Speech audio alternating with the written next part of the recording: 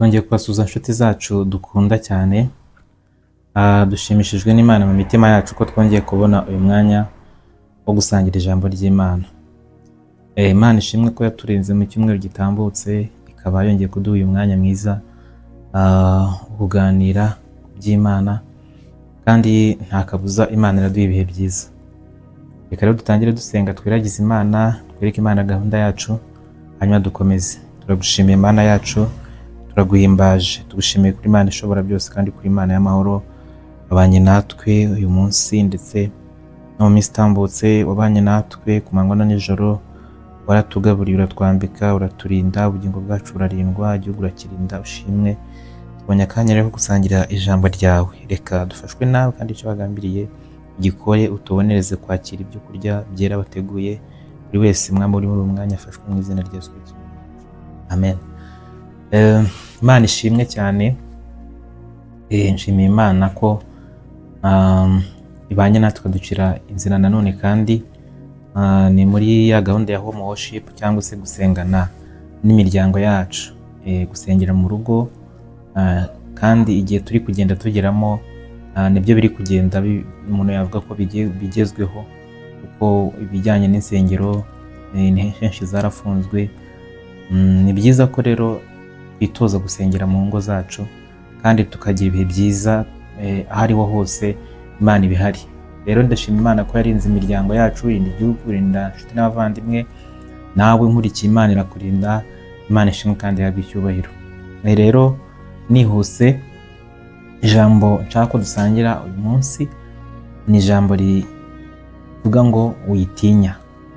Ijambo rimwe rivuga ngo witinya. Witinya. Ijambo Imana ibwira umuntu wayo buri munsi, muri Bibiliya usomye usanga ririmo inshuro zingana n'iminsi igize umwaka. Rero witinya, Imana ibikubwira buri munsi. Reka turebe rero ijambo rivuga witinya. Nagize intego cyangwa insanganyamatsiko, reka turebe. Tugiye gusoma ijambo ry'Imana mu gitabo cy'Abami, mu gitabo cya kabiri cy'Abami. Turasoma igice cya 6 ku murongo wa 16. Turahera kuri 15 ariko tugeze kuri 17, tuvugeho ibintu bikeya hanyuma twongere twisengere. Imana ishimwe cyane. Reka dusome igitabo cya kabiri cy'Abami, turasoma mu 6, dusome duhere kuri 15. 15 baravuga ngo maze umugaragu w'uwo muntu w'Imana azindutse kare mu gitondo arasohoka, abona ingabo n'amafarashi n'amagare bigose uwo mudugudu. Umugaragu abwira shebuja ati, biracitse databuja, turagira dute? 16 haravuga ngo aramusubiza ati, witinya, kuko abo turi kumwe ari benshi kuruta abari kumwe nabo. Nuko Elisa arasenga ati, Uwiteka ndakwinginze, mpumura amaso arebe. Nuko Uwiteka ahumura amaso y'uwo musore, arareba, abona umusozi wuzuye amafarashi n'amagare by'umuriro bigose Elisa. Haleluya, amen. Imana ishimwe cyane, ishimwe ko ari Imana iturwanira kandi ko ari Imana itubereye maso. Iri ni ijambo dusomye rivuga, ni inkuru ndende zivuga uburyo Elisa na Gehazi umunsi umwe bari biryamiye nk'ibisanzwe, ari mu rukerera nk'uko bari basanzwe nyine baryama buri munsi. Bukeye Elisa Gehazi abyutse asanga umusozi wose cyangwa se aho batuye hagoswe n'ingabo nyinshi kandi zikomeye. Ariko impamvu dusubiye inyuma gatoya yabiteye, ngo muri iyo minsi hari hamaze iminsi hari intambara, twe twumva intambara hirya no hino, ibihugu bitera ibindi. Icyo gihe zabagaho, ntabwo bura umubwiriza yaravuze ngo nta gishya cyadutse munsi y'ijuru, ahubwo byose byahozeho n'intambara zahozeho. Muri iyo minsi rero ngo umwami w'Isiriya ngo yapangaga gutera Isirayeli. Noneho ngo yapanga gutera Isirayeli, ngo amakuru uburyo bapanzeho bazatakira, ngo Elisa akaba yabibonye, Imana ikabimwereka, akatuma ku mwami wa Isirayeli akamubwira aho bazanyura. Hanyuma umwami w'Isirayeli nawe ngakohereza umuntu ngo ajye kureba niba koko ibyo umuntu w'Imana amubwiye niba ari byo. wa muntu akagenda agasanga nibyo koko, bigatuma babasha gupanga ambushi, urugamba bakarutsinda.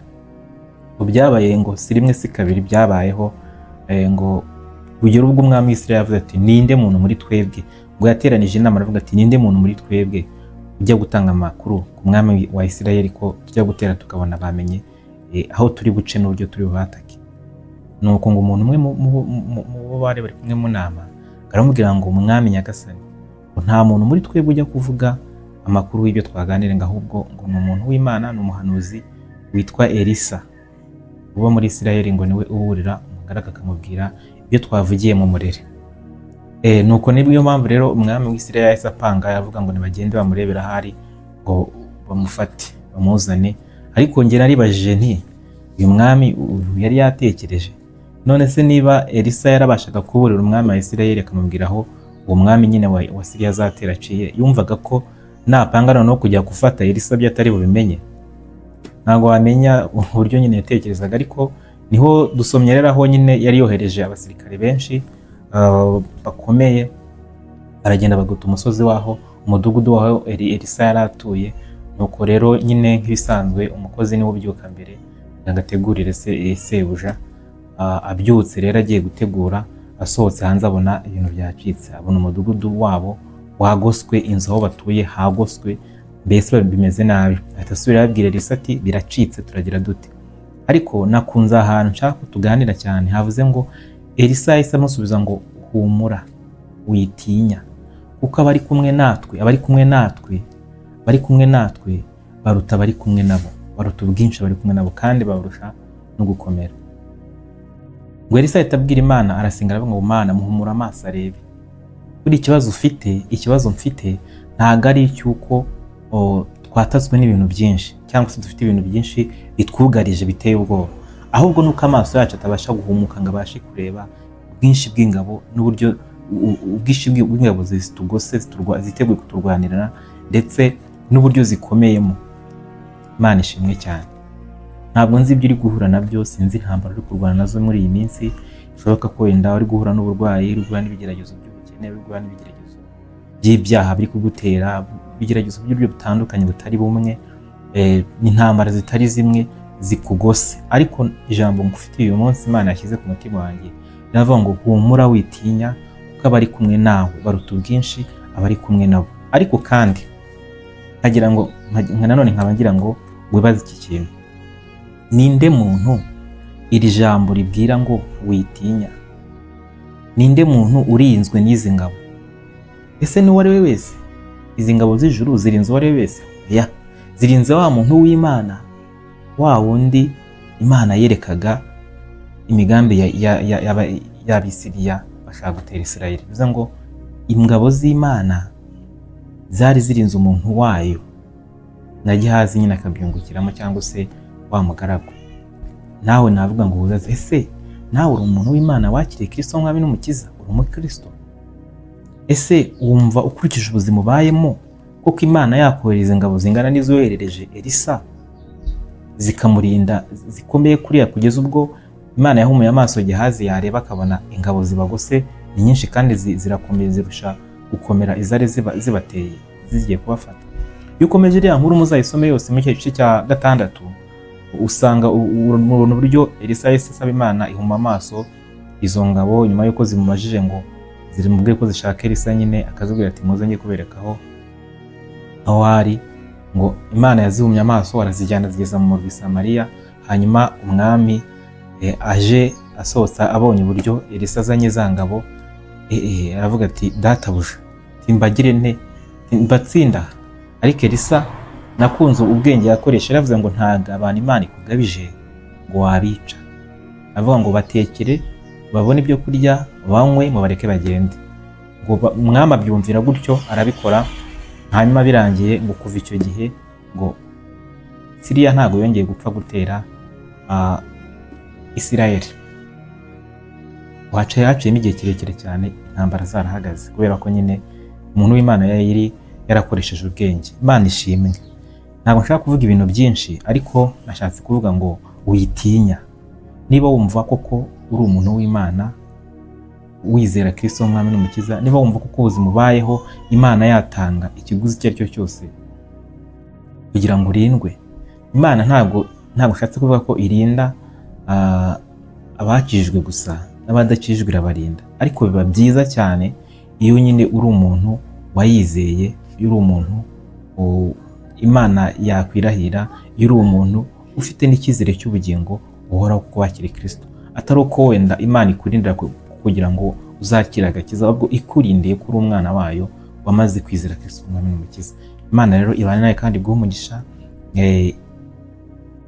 ukomeze uyikomezeho, ntutinye nubwo ubona intambara ari nyinshi. Hari akaririmbo gato ngiye kuririmba, agace gatoya, ndavuga ngo witinya Yakobo, humura mwana wanjye, sinakuretse sinagutaye, humura.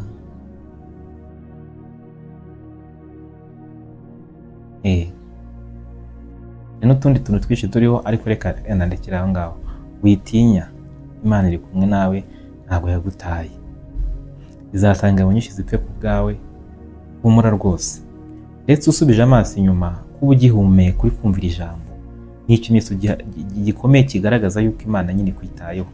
Kuko abo Imana itakirinze cyangwa se yakuyeho amaboko, ntabwo bakibukwa bavuye mu mubiri. Rero niba urwaye, niba ufite ubukene, niba ufite intambara z'ibyaha bikunesha buri munsi, niba ufite ibibazo bitandukanye by'ubuzima, niba ubona hari abanzi baguhagurukiye mu buryo butari bumwe, iyo tuvuze abanzi aha ngaha njyewe ngira abanzi batatu: isi n'umubiri na Satani.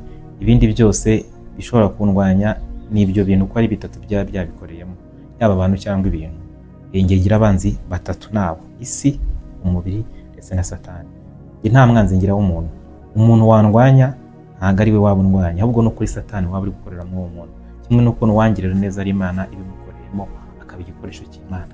Imana ishimwe kandi iguhe umugisha ko ukurikije ijambo ryayo, ukomeze kwizera, ukomeze kugira ibyiringiro, wumve yuko Imana iri kumwe nawe kandi ntacyo uzaba, kuko n'iminsi umaze yose si uko wahangayitse cyane, ahubwo n'ubuntu Imana yakwigiriye irakurinda. Niba utarakira Kristo umwami n'umukiza, nongeye kugusaba nkwinginga ngo ni byiza ko wakira Kristo umwami n'umukiza nk'umwami n'umukiza, ukizera, ugakizwa, ukava mu byaha, nawe ukaba mu mbaga nyamwinshi y'abantu bazataha ubwami bw'Imana. Adusenge. Turagushimiye Mana yacu, turaguhimbaje, tugushimiye kuri Imana iturinda buri munsi, wongeye kutubwira ngo twe gutinya intambara n'imuha, ibiturwanya ni byinshi hano ku isi, ariko niwe waturemye kandi utubereye maso. Urumva tukwizeye yuko uzatugeza mu ijuru amahoro, nubwo ibiturwanya ari byinshi kandi intambara ari nyinshi, ariko uri Imana yacu kandi uri Imana idukunda. Shimirwa kuko ubanye nanjye, shimirwa kuko ubanye na mwene data cyangwa mushiki wacu udukurikiye. Umwami Imana ukaba umusubirije kwifuza kwe, kandi ukaba ukijije ubugingo bw'urupfu, ukaba umuvanye mu mwijima ukamushyira mu mucyo. Komeza kubana natwe muri byose mu izina rya Yesu Kristo umwami wacu. Amen.